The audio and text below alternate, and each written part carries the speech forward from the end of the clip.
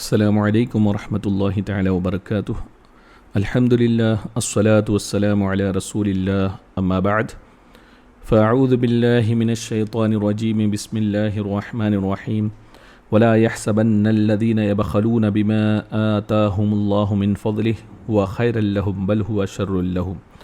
سيطوقون ما بخلوا به يوم القيامة ولله ميراث السماوات والأرض والله بما تعملون خبير صدق اللہ العظیم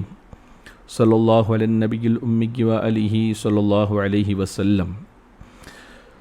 معزز سامعین، آج انشاءاللہ تبارک و تعالی سورہ آل عمران کی آیہ نمبر 180 سے ہم شروع کریں گے۔ اللہ تعالیٰ فرماتا ہے وَلَا يَحْسَبَنَّ الَّذِينَ يَبْخَلُونَ بِمَا آتَاهُمُ اللَّهُ مِنْ فَضْلِهِ، اور جو بخل کرتے ہیں اس چیز میں جو اللہ نے انہیں اپنے فضل سے دی، ہوا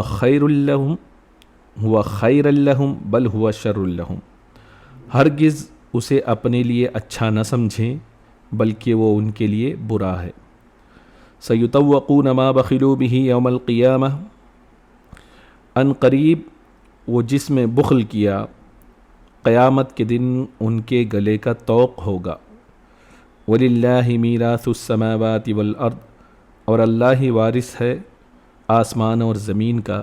اللہ بما تعملون خبیر، اور اللہ تمہارے کاموں سے خبردار ہے۔ معزز سامعین، اس سے پہلی والی آیات میں اللہ تبارک و تعالیٰ نے مسلمانوں کو اللہ کی راہ میں اپنی جانوں کے ساتھ جہاد کرنے کا حکم فرمایا تھا۔ اب اس آیت میں اللہ تعالیٰ مال کے ساتھ جہاد کرنے کا حکم دے رہا ہے، اور جو اللہ کی راہ میں بخل کرتے ہیں ان کے لیے اللہ تعالیٰ نے عذاب بیان فرمایا ہے۔ اب خصوصی طور پر بخل کسے کہتے ہیں؟ اگر ہم یہ کہیں کہ جو بخل کرتا ہے اسے ہم بخیل کہتے ہیں، جسے بخل کو ہم اسٹنجنس کہہ سکتے ہیں۔ بخل کہتے ہیں کہ جہاں خرچ کرنا واجب ہو وہاں خرچ نہ کرنا۔ مثال کے طور پر زکوٰۃ دینا واجب ہے، صدقہ فطر دینا واجب ہے، اب اور دوست و احباب عزیز و اقارب میں جو ضرورت مند ہو ان کو دینا ضروری ہے، تو ایسی ضرورت ہو جہاں وہاں پر خرچ کرنا یہ بخل کہلاتا ہے۔ تو اب اس آیت کریمہ میں بعض مفسرین فرماتے ہیں کہ زکوٰۃ مراد ہے، اور بعض فرماتے ہیں کہ جو بھی اللہ کی راہ میں جہاں بھی خرچ کرنے کی ضرورت ہو اور وہاں خرچ نہ کرنا یہ بخل کہلاتا ہے، اور جو شخص ایسا کرتا ہے اسے بخیل کہتے ہیں۔ اب اللہ تبارک و تعالیٰ نے جو اللہ کی راہ میں خرچ نہیں کرتے ان کے تعلق سے فرمایا کہ والذین یکنزون الذھب والفضة ولا ينفقونها فی سبیل اللہ فبشرهم بعذاب علیم، اور جو لوگ سونا اور چاندی جمع رکھتے ہیں اور ان کو اللہ کی راہ میں خرچ نہیں کرتے تو ان سب کو دردناک عذاب کی خوشخبری سنا دیجیے۔ آگے اللہ نے فرمایا یوم یحمى علیہا فی نار جہنم فتکوی بہا جباؤہم وجنوبہم وظہورہم، پھر ان سے ان کی پیشانیاں، ان کے پہلو اور ان کے پیٹھوں کو داغا جائے گا کہ فذوقوا ما کنتم تکنزون ھذا ما کنزتم، یہی وہ مال ہے جو تم نے اپنے لیے جمع کر رکھا ہے۔ فذوقوا ما کنتم تکنزون، تو اپنے جمع کیے ہوئے کا مزہ چکھو۔ تو اس آیت کریمہ میں اللہ تبارک و تعالیٰ نے ان کے تعلق سے فرمایا جو مال و دولت جن کو اللہ نے عطا کیے اس کے باوجود بھی اللہ کی راہ میں خرچ نہیں کرتے، تو ان کے تعلق سے اس مال کا کیا ہوگا؟ تو اللہ نے اس آیت کریمہ میں بتا دیا کہ اس کو اللہ تبارک و تعالیٰ بروز قیامت جہنم کی آگ میں اس کو تپائے گا، پھر ان کی پیشانیوں کو، ان کے جسم کو اسی مال سے جو دنیا میں اس نے جمع کر رکھا تھا اللہ کی راہ میں اور ضرورت مند کو ضرورت پڑنے پر خرچ نہیں کیا تھا، ان کے بدن پر اس کو داغا جائے گا، اور پھر اللہ تعالیٰ فرمائے گا فذوقوا ما کنتم تکنزون، اب تم مزہ چکھو جو تم نے جمع کیا تھا۔ رسول اکرم صلی اللہ تعالی علیہ وسلم نے اس تعلق سے فرمایا کہ جس شخص کو اللہ تعالیٰ نے مال دیا اور اس نے اس کی زکوٰۃ ادا نہیں کی، قیامت کے دن وہ اس پر ایک موٹا اور گنجا سانپ اس مال کو بنا دیا جائے گا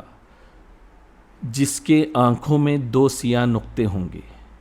پھر اس شخص کو وہ سانپ اپنے 2 جبڑوں میں پکڑ لے گا اور کہے گا میں تیرا مال ہوں اور تیرا خزانہ ہوں۔ پھر رسول اکرم صلی اللہ علیہ وسلم نے یہ آیت کریمہ تلاوت کی وَلَا يَحْسَبَنَّ الَّذِينَ يَبْخَلُونَ بِمَا آتَاهُمُ اللَّهُ مِنْ فَضْلِهِ، یعنی جس آیت کریمہ کی میں نے تلاوت کی سورہ آل عمران کی 180، تو رسول اکرم صلی اللہ علیہ وسلم نے اس آیت کو تلاوت فرمائی اور پھر فرمایا کہ اس مال کو جو دنیا میں خرچ نہیں کرتے اس کو گنجا سانپ بنا دیا جائے گا اور جو ہے وہ سانپ اس کو ڈستا رہے گا۔ اور ایک حدیث میں، صحیح بخاری کی حدیث میں ہے کہ حضور اکرم صلی اللہ تعالی علیہ وسلم نے فرمایا کہ ہر روز فرشتے نازل ہو کر دعا کرتے ہیں کہ مولا تبارک و تعالی کہ خرچ کرنے والوں کو اس کا بدل عطا فرما، اور مولا تعالی خرچ جو نہیں کرتے ان کے مال کو ضائع فرما دے۔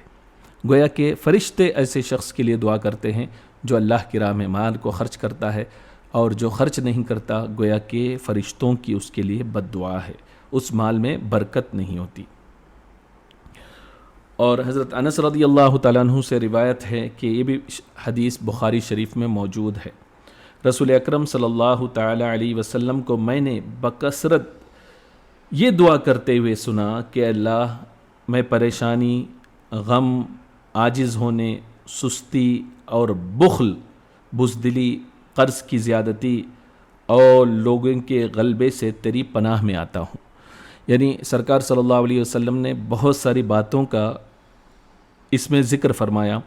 یعنی غم سے نجات کے لیے، عاجز ہونے کے لیے، سستی، بزدلی، قرض کی زیادتی اور لوگوں کا جو غلبہ ہو، ان ساری چیزوں میں سرکار صلی اللہ علیہ وسلم نے ایک چیز بخل بھی سرکار نے گنا دیا، اس سے بھی سرکار نے پناہ مانگا۔ تو ہمیں چاہیے کہ اپنی دعا میں ان چیزوں کو شامل کرے۔ اللہم انی اعوذ بک من الجبن والبخل، سرکار نے فرمایا، باضابطہ دعا میں یہ چیز شامل کرے۔ اور پھر بخاری شریف کی حدیث میں ہے کہ رسول اکرم صلی اللہ علیہ وسلم نے بخیل اور صدقہ کرنے والی کی ایک مثال آپ نے دی، ایک ایگزامپل بیان فرمایا کہ ان کی مثال ان 2 آدمیوں کی طرح ہے جنہوں نے لوہے کی 2 زرہیں پہنی ہوئی ہیں جو ان کی چھاتیوں سے اور پیٹ کے نیچے تک ہے۔ جب صدقہ کرنے والا صدقہ دینے کا ارادہ کرتا ہے تو وہ زرہ اس کی ڈھیلی ہو جاتی ہے، حتیٰ کہ اس کی انگلیوں کو ڈھانپ لیتی ہے اور اس کا نشان مٹ جاتا ہے۔ اور جب بخیل کسی چیز کو صدقہ کرنے کا ارادہ کرتا ہے تو اس کا زرہ ہر حلقے اپنی جگہ تنگ ہو جاتی ہے، چونکہ زرہ کی مثال سرکار صلی اللہ علیہ وسلم نے دی جو جنگ میں پہنی جاتی ہے، تو وہ اگر بہت زیادہ سخت ٹائٹ بھی ہو تو آدمی کا جو ہے چلنا پھرنا مشکل ہو جائے، اور اگر لوز ہو تو آدمی اپنے حساب سے اس کو ہینڈل کر سکتا ہے۔ تو صدقہ دینے والے کی مثال، نہ دینے والے کی مثال سرکار صلی اللہ علیہ وسلم نے اس شخص کی طرح فرمایا جس کی جو ہے زرہ جو ہے ایک دم ٹائٹ ہو تو اس میں وہ کچھ بھی نہیں کر سکتا۔ اور ایک حدیث میں سرکار صلی اللہ علیہ وسلم نے خطبہ دیتے ہوئے یہ بھی ارشاد فرمایا کہ تنگ دلی سے بچو، دل تنگ ہونے سے بچو، کیونکہ تم میں سے پہلے لوگ تنگ دلی کی وجہ سے ہلاک ہو گئے، اور اس تنگ دل نے ان کو بخل کا حکم دیا، وہ بخیل ہو گئے تو انہوں نے بخیلی کی، اور اس نے ان کو قطع تعلق کرنے کا حکم دیا، یعنی رشتہ داروں سے سب سے الگ تھلگ، تو انہوں نے جو ہے قطع تعلق بھی کیا، اور اس نے ان کو جھوٹ بولنے کا حکم دیا، تو اس نے جھوٹ بھی بولا۔ یعنی سرکار صلی اللہ علیہ وسلم نے فرمایا کہ یہ بخیلی کیوں آتی ہے، آدمی زیادہ کثرت کے ساتھ جھوٹ کیوں بولتا ہے؟ اس کی وجہ یہ ہوتی ہے کہ اس کا دل تنگ ہو جاتا ہے۔ اب دل جب تنگ ہوتا ہے تو وہ ایک ایک چیز کا اسے حکم دیتا ہے، بخیلی کا حکم دیتا ہے، قطع تعلق کا حکم دیتا ہے، جھوٹ بولنے کا حکم دیتا ہے، تو یہ شخص جو ہے اس کو فالو کرتا ہوا نظر آتا ہے۔ تو حضرت عائشہ صدیقہ رضی اللہ تعالی عنہ بیان کرتی ہیں کہ انہوں نے مساکین یا صدقے کو گننے کا ذکر کیا تو رسول اکرم صلی اللہ علیہ وسلم نے فرمایا کہ دیا کرو اور گنا نہ کرو ورنہ تم کو بھی گن کر دیا جائے گا۔ یعنی اس حدیث میں بھی اس کا مقصد یہ ہے کہ جہاں ضرورت ہو، آدمی کے پاس ہو، وہ حد درجہ ضرورت مند ہو تو اس کی ضرورت کو پوری کرنی چاہیے۔ ایسے موقع پر تنگ دلی کا مظاہرہ کرنا گویا کہ اپنے اوپر جو اللہ کی رحمت برس رہی ہے اس کو روکنا ہے ایک طریقے سے۔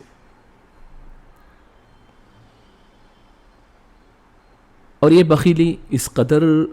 بری چیز ہے کہ رسول اکرم صلی اللہ تعالی علیہ وسلم نے فرمایا مسلمانوں میں دو عادتیں، دو خصلتیں جمع نہیں ہو سکتی، ایک فرمایا بخیلی اور دوسری بدخلقی، یعنی آدمی مزاج میں بد مزاج ہو اور سخت گیر ہو، تو یہ جو چیز جو ہے آدمی کے اندر، مسلمان کے اندر جمع نہیں ہو سکتی۔ حضرت صدیق اکبر رضی اللہ تعالیٰ عنہ بیان کرتے ہیں کہ حضور اکرم صلی اللہ علیہ وسلم نے فرمایا دھوکہ دینے والا، احسان جتانے والا اور بخیل جنت میں داخل نہیں ہوگا۔ تب آپ خود سوچیں کہ بخیلی کتنا بڑا عذاب ہے کہ جنت میں جانے سے بھی وہ چیز جو ہے اس کو روک لیتی ہے۔ اور حضور اکرم صلی اللہ علیہ وسلم نے فرمایا، مسلم شریف کی حدیث میں ہے کہ اے ابن آدم، کہ اگر تو خرچ کرے تو یہ تیرے لیے بہتر ہے، اور اگر تو بخل کرے تو یہ تیرے لیے بدتر ہے، اور قدر ضروری پر تجھے ملامت نہیں کی جائے گی، اور اپنے اہل و عیال سے ابتدا کر اور اوپر والا ہاتھ نیچے والے ہاتھ سے بہتر ہے۔ تو یعنی آدمی یہ بدترین خصلت جو ہے بخیلی کی، اس کو دور کرنے کا طریقہ یہ ہے کہ آدمی اپنے اہل و عیال سے خرچ کرنا شروع کرے، ان کو ضرورت جن چیزوں کی ہے اس میں آدمی کمی نہ کرے، یعنی اسراف کیے بغیر جو ہے ان کی ضروریات کو پوری کرے۔ اور رسول اکرم صلی اللہ علیہ وسلم نے اسی حدیث میں بھی فرمایا کہ اوپر والا ہاتھ نیچے والے ہاتھ سے بہتر ہے، یعنی مانگنے سے بہتر جو ہے وہ دینا ہے۔ آدمی جس قدر اسے اللہ نے توفیق دی ہے اور مال دیا ہے اسی حساب سے وہ خرچ کرنے کی کوشش کرے۔ حضرت عبداللہ ابن مسعود رضی اللہ تعالیٰ عنہ بیان کرتے ہیں کہ قیامت کے دن اس کا مال، یعنی جو شخص مال جمع کرتا ہے، اس کا مال ایک سانپ کی شکل میں آئے گا اور اس کے سر کو کھوکھلا کرے گا اور کہے گا میں تیرا وہ مال ہوں جس کے ساتھ تو نے بخل کیا تھا، پھر اس کی گردن پر لپٹ جائے گا۔ امام ابن حجر نے الکبائر میں ایک روایت نقل فرمائی الزواجر میں کہ حضرت محمد بن یوسف فریابی رحمۃ اللہ تعالی علیہ، یہ امام بخاری کے اصحاب میں سے ہیں، وہ بیان کرتے ہیں کہ وہ اپنے مریدین کے ساتھ ایک شخص تھے جن کا نام تھا ابو سنان، ان کی زیارت کے لیے گئے۔ جب ہم ان کے پاس گئے تو انہوں نے کہا کہ چلو ہم اپنے پڑوسی کی تعزیت کے لیے جائیں۔ ابو سنان رحمۃ اللہ تعالی علیہ ایک بزرگ تھے، انہوں نے سب کو لے کر جو ہے ان کے پڑوس میں گئے جس کا بھائی جو ہے فوت ہو چکا تھا۔ وہ فرماتے ہیں کہ جب ہم ان کے پاس پہنچے تو وہ ان کو جو ہے بہت زار و قطار روتے ہوئے دیکھا، یعنی جن کا انتقال ہوا تھا ان کے بھائی کو زار و قطار روتے ہوئے دیکھا۔ اور فرماتے ہیں کہ ہم نے ان کو تسلی دی اور تعزیت بھی کی، پھر بھی ہم نے دیکھا کہ نوٹ کیا کہ ان کو قرار نہیں آیا اور زیادہ رونے لگے۔ ہم نے ان سے کہا کہ تم کو معلوم ہے کہ موت یقینی ہے، اس سے کسی کو چھٹی نہیں ہے۔ تو ہر ایک کو اس دنیا سے جانا ہے، پھر تم اس قدر رو رہے ہو، صبر کیوں نہیں کرتے؟ تو اس شخص نے کہا کہ ٹھیک ہے کہ موت یقینی ہے، سب کو اس دنیا سے جانا ہے، لیکن میں اس لیے رو رہا ہوں کہ میرے جو بھائی ہیں، میں ان کو صبح و شام عذاب میں دیکھتا ہوں۔ ہم نے کہا کیا تم کو اللہ نے غیب پر مطلع کر دیا ہے؟ تم یہ کہہ رہے ہو کہ میرے بھائی عذاب میں ہیں، کیا تم کو غیب کی خبر ہے؟ تو اس نے کہا نہیں، جب میں نے ان کو دفن کیا اور اس پر مٹی برابر کیا اور لوگ چلے گئے تو میں اس کے بعد بیٹھا کچھ پڑھ رہا تھا، اچانک ایک آواز آئی، میرے کانوں سے وہ آواز ٹکرائی کہ انہوں نے مجھے اکیلا بٹھا دیا ہے اور میں عذاب برداشت کر رہا ہوں، حالانکہ میں نماز پڑھتا تھا، روزے رکھا کرتا تھا اور بہت ساری باتیں وہ کہنے لگا۔ تو یہ ان کے بھائی کہتے ہیں کہ میں رونے لگ گیا، تو میں نے اس کی قبر کی مٹی کھود کر ہٹائی تاکہ اس کا حال دیکھوں، تو اس وقت جب میں نے دیکھا حیران رہ گیا کہ اس کی قبر جو ہے آگ سے بڑھ رہی ہے اور اس کی گردن میں آگ کا توق پڑا ہوا تھا۔ بھائی کی محبت سے مجبور ہو کر میں نے اس کی گردن سے وہ توق ہٹانے کی کوشش کی، تو کیا دیکھتا ہوں کہ میرا ہاتھ جل گیا، جل کر سیاہ ہو گیا۔ تو میں اپنا ہاتھ کو وہاں سے ہٹایا، قبر پر دوبارہ مٹی ڈال کے اس کو برابر کر دیا۔ تو میں نے خود اپنے بھائی کو عذاب میں دیکھا ہے، تو میں اپنے آپ کو رونے سے کیسے روک سکتا ہوں؟ تو اب انہوں نے پوچھا کہ اچھا یہ بتاؤ کہ تمہارا بھائی جو ہے دنیا میں کیا عمل کیا کرتا تھا؟ تو اس نے جواب دیا کہ سارا نماز روزہ سب کچھ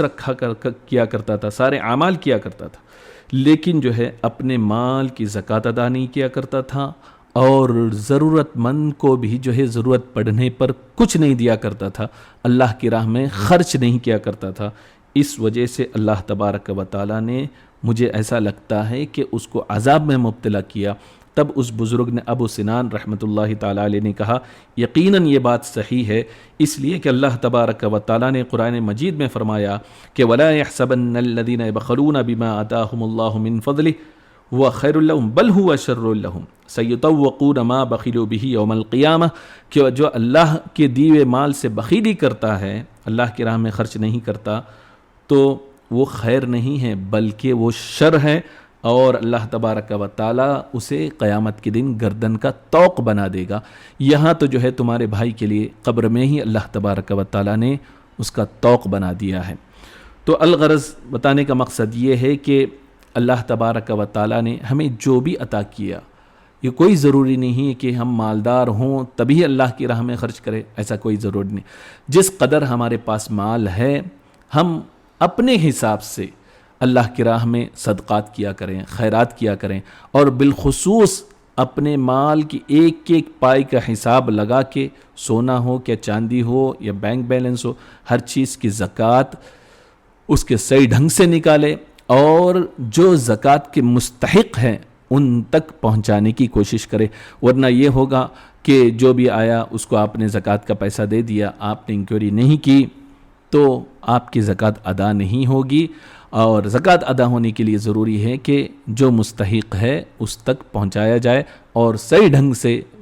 جتنی زکوٰۃ ہے اتنی نکالی جائے۔ اللہ تبارک و تعالی ہم سب کو توفیق عطا فرمائے، اور اللہ ہماری مال میں برکت عطا فرمائے، خوب ترقی عطا فرمائے، اور اسی مال سے اللہ کی راہ میں خوب خرچ کرنے کی توفیق عطا فرمائے۔ استغفر اللہ ربی من کل ذنب واتوب الیہ، وآخر دعوانا ان الحمد للہ رب العالمین۔